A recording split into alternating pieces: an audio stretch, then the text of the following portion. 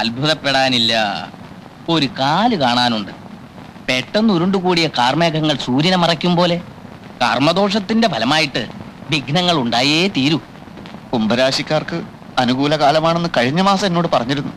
പെട്ടെന്നാണല്ലോ ധനുവും രാഹുവും ദിശ മാറിയത്. മാത്രവുമല്ല 3 സബ്ജാതങ്ങളുമായിട്ടാണ് മത്സരം. എന്തെങ്കിലും പ്രതിവിധി? സോമനാഥ ക്ഷേത്രത്തിലേക്ക് ഒരു തീർത്ഥാടനം നടത്തി നോക്കാവുന്നതാണ്. സോമനാഥ ക്ഷേത്രം എന്ന് വെച്ചാൽ അങ്ങ് ഗുജറാത്തിലോ? അതെ. അവിടം വരെ പോയി തിരിച്ചു വരുമ്പോഴേക്കും ഇവിടെ എല്ലാം കഴിയും. കഴിഞ്ഞേക്കാം. മറ്റൊരു പ്രതിവിധിയുമില്ല. ഇഷ്ടപ്പെടുന്നവർ തമ്മിലുള്ള ബന്ധത്തിന് തടസ്സം നിൽക്കാതിരിക്കുന്നതല്ലേ നല്ലത്. എനിക്കാണ് ഇഷ്ടം, അവനാണ് തടസ്സം നിൽക്കുന്നത്. എല്ലാ കാര്യവും ഇന്ന് വരെ ഇവിടെ ചോദിച്ചിട്ടേ ഞാൻ ചെയ്തിട്ടുള്ളൂ. ഒരു ആപൽഘട്ടം വന്നപ്പോ എന്നെ ഇങ്ങനെ കൈയൊഴിയുമെന്ന് ഞാൻ വിചാരിച്ചില്ല. അല്ല, നമുക്ക് എന്നെ പറ്റിക്കായിരുന്നു. അതെ, എന്തിനും പരിഹാരം ഉണ്ടാക്കാം. ഒന്നും പറയണ്ട. ജപ്പാനിൽ കൊണ്ടുവന്ന പാൽനുര പാൽക്കുഴമ്പ് എന്നിവ ഉള്ളം കയ്യിലിട്ട് ചലച്ചുണ്ടാക്കിയ ഈ മരുന്ന് നിങ്ങളെ ചൂട്ടുവരെ കൊണ്ട് തോണ്ടിയെടുത്ത് അണ്ണാക്കിട്ട് ഒരു 3 കറക്ക് ടപ്ലിയു ടപ്ലിയു ടപ്ലിയു എന്ന് സ്വരം കേട്ടാൽ സംശയിക്കേണ്ട സുഹൃത്തെ നിങ്ങളുടെ രോഗം നിശ്ചയിക്കാൻ മാറി. നോക്കണേ സാർ, ഇതുപോലെ എന്റെ കയ്യിലിരിക്കുന്ന കട്ടുമ്പനെ ആനയാക്കാമാനെ പൂനയാക്കാം പൂനെ ചേനയാക്കാം. ഇത് മായമല്ല, ജാലമല്ല, മരുന്നിന്റെ മാറ്റൊരു ശക്തി മാത്രമാണ്. ആലപ്പിയടി മാലി കൊണ്ടോട്ടി കൊല്ലേണ്ടെന്ന് വിദേശരാജ്ഞ ചുറ്റിച്ചടിച്ചാൻ ഇവിടെ വന്നിരിക്കുകയാണ്. ഞാൻ പറയുമ്പോ കളിയാണ് പൊളിയാണ് ചതിയാന്ന് അറിയില്ല സുഹൃത്തേക്കില്ല. പാറയിൽ മിളിയാ തെറിക്കുക, വെള്ളത്തിൽ മിളിയാ നുരവങ്ങുക, ചില മൂത്രം.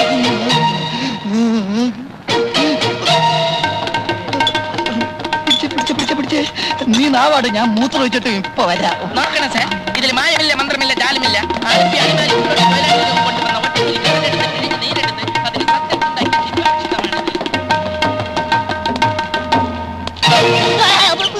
എനിക്കിനി ഒന്നും നോക്കാനില്ല. നിന്നെയും കൊല്ലും, അവനെയും കൊല്ലും. നീ കൊണ്ടുവന്ന ഡോക്ടർ എന്റെ ജീവിതം തൊലച്ചടാ, അറിയാവോ? എന്നെ ഒന്നും ചെയ്യരുത്. അവനൊരു വ്യാജ ഡോക്ടറാണെന്ന് അന്ന് എനിക്കറിയില്ലായിരുന്നു. എന്ത്? അറിഞ്ഞപ്പോ അവനോട് ഞാൻ പലവട്ടം പറഞ്ഞതാ, അറിയാത്ത പണി ചെയ്ത് മനുഷ്യനെ കൊല്ലരുതെന്ന്. കേട്ടില്ല. എന്താ ഉണ്ടായത്? ആ വ്യാജനെ പോലീസ് പിടിച്ചോ? വ്യാജം? അത് ശരി.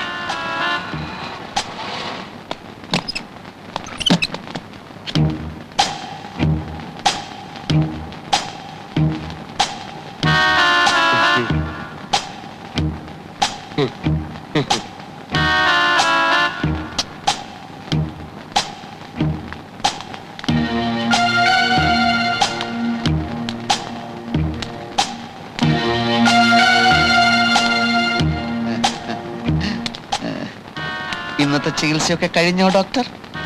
പിന്നെ എന്തൊക്കെയുണ്ട് വിശേഷങ്ങൾ? സുഖാണോ? ഇവിടെ അസൗകര്യങ്ങൾ വല്ലതുണ്ടോ? ഉണ്ടെങ്കിൽ പറയാൻ മടിക്കരുത് കേട്ടോ. ഡോക്ടർ എന്താ ഒന്നും മിണ്ടാത്തത്?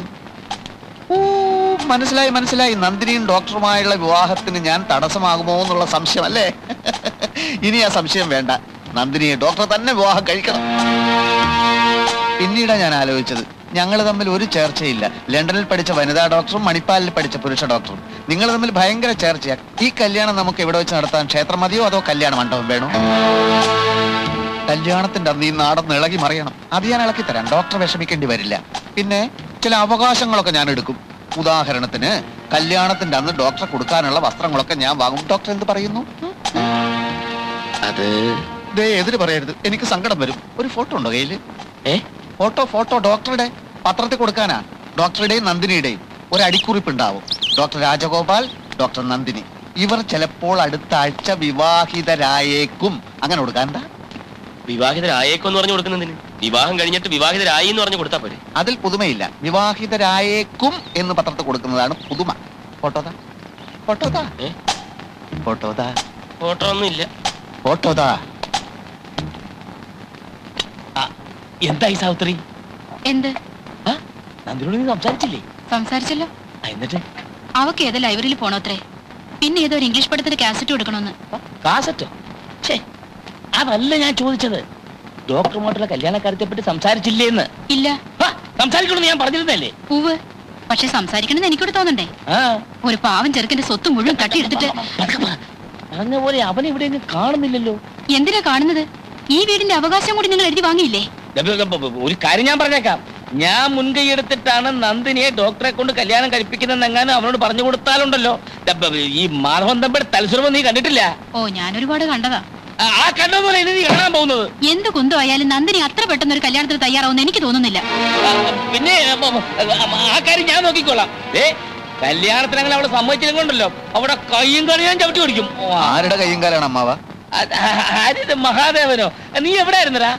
അതേ, നിന്നെ കല്യാണം കഴിച്ചില്ലെങ്കിൽ നന്ദിനിയുടെ കയ്യും കാലും ഞാൻ തല്ലി ഓടിക്കുന്നു പറയായിരുന്നു. അതൊന്നും വേണ്ടിവരില്ല അമ്മാവ. അല്ലാതെ തന്നെ നമ്മൾ ആഗ്രഹിച്ചതുപോലെ എല്ലാം നടക്കും. ഇങ്ങോട്ട് വന്നേ, ഇങ്ങ് വന്നേ. ഒരു കാര്യം ചോദിക്കട്ടെ മോനെ മഹാദേവ, എന്താ നീ ഉദ്ദേശിച്ചത്? കടിഞ്ഞാണ് എന്റെ കയ്യിൽ കിട്ടിക്കഴിഞ്ഞു. ഏത് കടിഞ്ഞാൻ? നീ കുതിരയെ മേടിച്ചോ? ഒരു എലിയെ പിടിച്ചാൽ പൂച്ച അതിനെ പെട്ടെന്ന് അങ്ങനെ തിന്നു കളയില്ല. കുറേ നേരം ഇങ്ങനെ തട്ടി തട്ടി കളിക്കും. അതൊരു രസാ. ഏത് പൂച്ച? ഏത് എലി? പൂച്ച ഞാനാ. എലി എലി അത് പിന്നെ പറയാം. ഇപ്പൊ പറ മോനെ. വേണ്ട, കാര്യം അറിയുമ്പോ അമ്മാവൻ എന്നെ കെട്ടിപ്പിടിച്ചൊരു ഉമ്മ തന്നില്ലെങ്കിൽ നോക്കിക്കോ. ഒന്ന് പറ മോനെ. പിന്നെ പറയാം. നന്ദിനിയെ അവൾ ഇഷ്ടപ്പെടുന്ന മിടുക്കനായ ഡോക്ടർ തന്നെ കെട്ടട്ടെ. എവിടം വരെയായി അമ്മാവ കാര്യങ്ങൾ? ഇന്ന് കാലത്ത് അവള് പറയാ അവ ഉടനെ ഡോക്ടറെ കല്യാണം കഴിക്കണമെന്ന്. സ്ത്രീധനത്തുക നാളെ തന്നെ ഡോക്ടർക്ക് കൊടുക്കണമെന്നും അവന്റെ വീട്ടിൽ അറ്റകുറ്റപ്പണി ചെയ്യാൻ. ഞാൻ എന്ത് ചെയ്യണമെന്ന് പറ കുഞ്ഞെ. ഡോക്ടർ അറ്റകുറ്റപ്പണിയൊക്കെ തുടങ്ങിയോ? അതെന്നെ. ഞാൻ നിന്നെ കുറ്റപ്പെടുത്തുന്നേ എന്റെ വിധിയാണ്. രക്ഷപ്പെടാനുള്ള അവസാന സന്ദർഭവും നഷ്ടമായി. 2 ദിവസത്തിന് നല്ലൊരു തുക കൈ വന്നേനെ എല്ലാം തോന്നി. ഈ മഹാദേവന്റെ ഉദ്ദേശം എന്താണെന്ന് എനിക്ക് മനസ്സിലാവാത്തത്. നിന്നെ നേരി കണ്ടിട്ടും ഒരു വ്യാജനാണെന്ന ഭാവം പോലും നടിക്കാത്ത എന്ത്? ഏതോ വാഹനം വന്നിട്ടുണ്ട്. ഏയ്, നിന്റെ ഉള്ളിലുള്ള ഭയം കൊണ്ട് തോന്നിയതാ. അമ്മോ, പോലീസ്! എങ്ങോട്ടാ പെട്ടിയൊക്കെ ആയിട്ട് വ്യാജ ഡോക്ടർ? ഒളിച്ചോടാനുള്ള പദ്ധതിയാണല്ലേ? വ്യാജ ഡോക്ടറുടെ കൂടെ വ്യാജ ദല്ലാളും ഉണ്ടല്ലോ. അതും സൗകര്യമായി. ഇവനെ തെരഞ്ഞ് നമ്മൾ ഇനിയും കറങ്ങാതെ കഴിഞ്ഞല്ലോ. രണ്ടുപേരും പോന്നോളൂ.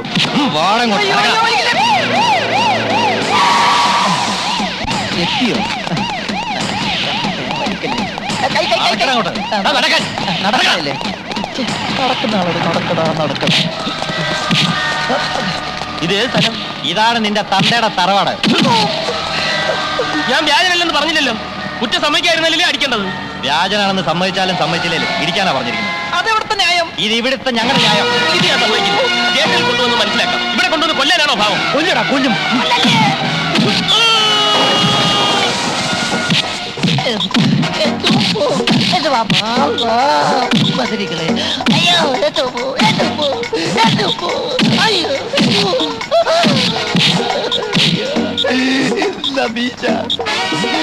രാജഗോപാല, ഇവന്റെ മീശ വെപ്പ് മീശയാണ്.